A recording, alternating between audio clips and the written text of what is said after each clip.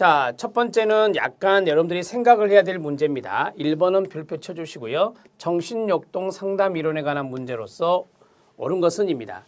우리 정신분석에서 해석이라는 기술이 있습니다. 해석이라는 것은 목적 지향적으로 이루어진다라고 했는데요. 우리가 이제 정신역동 상담에서는 통찰이 목적이거든요. 그래서 목적 지향적이라기보다는 해석이라고 하는 것은 통찰을 목적으로 하거든요. 그래서 정확하게는 통찰 지향적이다 이렇게 써야 되는 것입니다. 그래서 우리가 이제 해석하는 그 과정을 통해 통찰이 이루어지는 거거든요. 그래서 통찰을 지향하는 것이고 그 다음에 목적보다는 우리가 이제 과정, 해석하는 것은 설명하는 거거든요. 그래서 과정을 중요시하는 것이다. 이렇게 또 하나 알아놓으시면 도움이 되겠습니다. 자, 2번 들어갑니다. 개인심리학이 있는데요. 개인심리학은 아들러가 대표적인 학자입니다. 이 개인심리학에서는 내담자의 심리 내적인 갈등이 가장 중시된다. 자, 심리 내적인 갈등이란 단어가 나오면 지그문트 프로이트가 생각나야 돼요. 개인심리학이 아니라 정신분석학이라 해야 됩니다. 정신분석학, 지그문트 프로이트의 정신분석학에서는 심리 내적인 갈등이 중요시됩니다. 3번, 정신분석에서 내담자가 상담자에게 느끼는 모든 감정은 전이의 표현이다 라고 했는데요. 여러분 내담자가 상담자에게 느끼는 것이 전이란 건 알고 계시죠? 그러나 모든 감정이 다 전이의 표현은 아니에요, 여러분. 과거, 이 전이라고 하는 것은 과거 정신적 외상에 의한 감정이 되는 거죠. 자, 이러한 감정이 바로 이제 전이의 표현이 되는 거죠. 모든 감정이 아니라. 자, 네 번째, 개인 심리학에서 아들러입니다. 상담자는 내담자에 대한 광범위한 격려의 사용을 권장한다라고 했는데요. 자, 상담자가 내담자에게 격려의 표현을 한다는 겁니다. 격려의 표현을 한다. 이런 것들이 바로 아들러의 상담에 나오죠.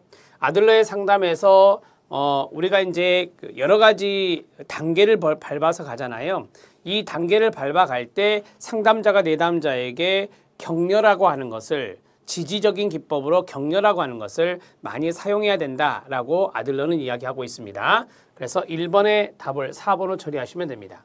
1번 문제부터 조금 어렵다라고 생각을 많이 하셨을 건데 1번은 여러분들이 정신역동 상담 이론에서 지그문트 프로이트와 아들러의 상담 이론, 개인 심리 상담 이런 것들을 좀 구분하는 연습이 바로 1번 문제가 되겠습니다. 1번 문제는 체크하고 다시 한번 봐주세요. 4번이 답입니다.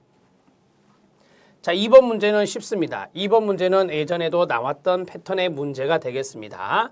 2번 문제는 내담자 중심 상담 이론, 이 이론이 안 나올 리가 없겠죠. 특징이 아닌 것은입니다.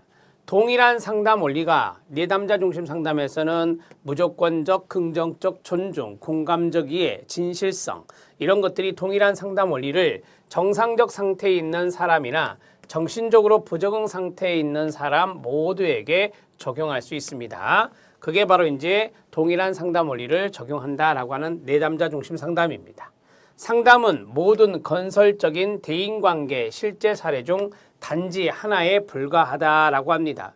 건설적인 대인관계 실제 사례 중에 이 상담은 하나의 케이스에 불과하다, 단지 하나에 불과하다라고 합니다.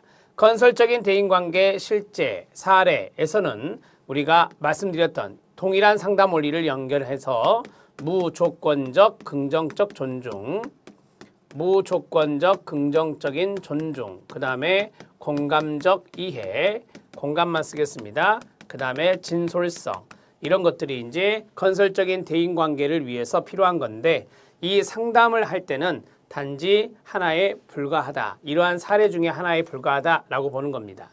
실험에 동그라미 치시고요. 귀납적에 동그라미 치세요. 실험에 동그라미 치세요.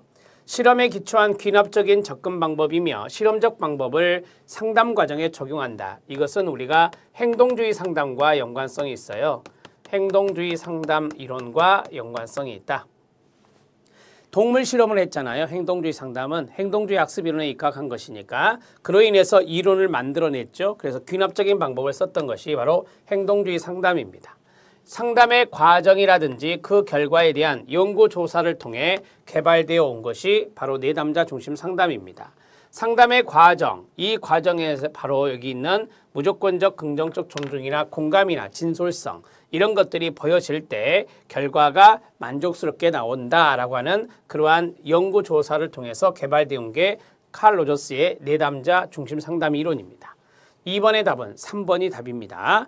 자, 3번 문제 들어갑니다. 자, 3번 문제는 슈퍼의 발달적 직업 상담입니다. 슈퍼의 발달적 직업 상담에서 의사 결정에 이르는 단계 문제인데 엄청 나온 문제죠. 어떻게 외우죠? 문, 심, 자, 현, 태, 의 이렇게 외우라 하겠습니다. 자, 문, 심, 자, 현, 태, 의 두 문자 암기법을 쓰시면 돼요. 첫 번째가 문제 탐색이 되겠습니다.